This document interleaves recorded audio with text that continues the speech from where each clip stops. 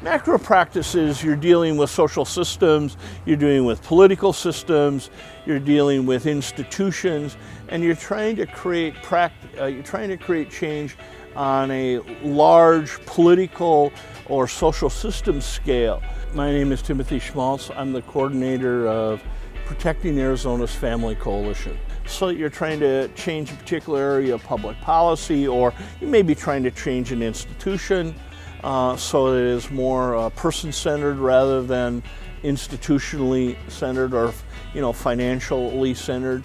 You're trying to create more resources that are available on a larger scale, not just for an individual. Obviously, micro practice, direct service, is dealing with people and families on an individual scale. You're trying to empower and create change on a one-to-one basis or one-to-family more often. I'm the coordinator of Protecting Arizona's Family Coalition. We're more commonly known as PAVCO in Arizona. We're an alliance of health and human services groups that joined together in 2001 to protect health and human services funding, to promote health and human services funding beyond what it is currently, and to work for tax reform and additional revenues. We train about 2,000 people a year. We have a presence at the legislature at least every Tuesday. We have sustained for over 12 years. And we've trained a lot of citizen advocates. 75% of the people that we've trained have never been involved in any kind of legislative advocacy. So when I was in graduate school, I focused on how to create social change through organizing, public policy development, and administrative and management. We're always tagged with kind of cliche of we're touchy-feely, and you social workers are going to deal with feelings.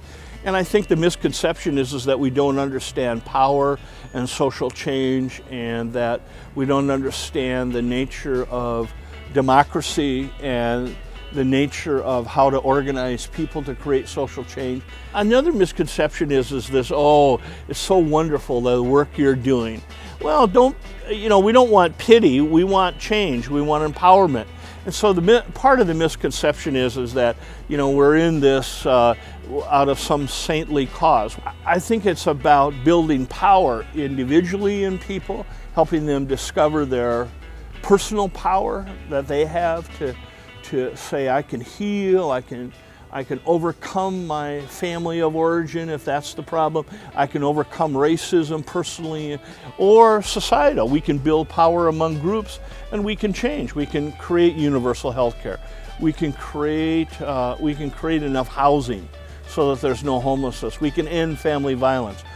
I think some of the misconceptions is that we're soft and warm and fuzzy, rather than we're tough and strong, and we're about personal empowerment and community and building power in communities so they take charge of their own lives.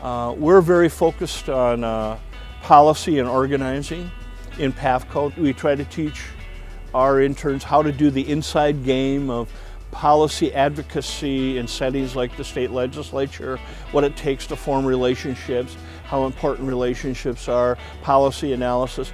And then we also try to help our students and interns learn the organizing game of how do you train people to be effective citizens, how do you participate in community organizations, how do you organize community, how do you do voter empowerment and engagement. So yeah, we have those kinds of opportunities, and we welcome people. We only take second semester MSW students.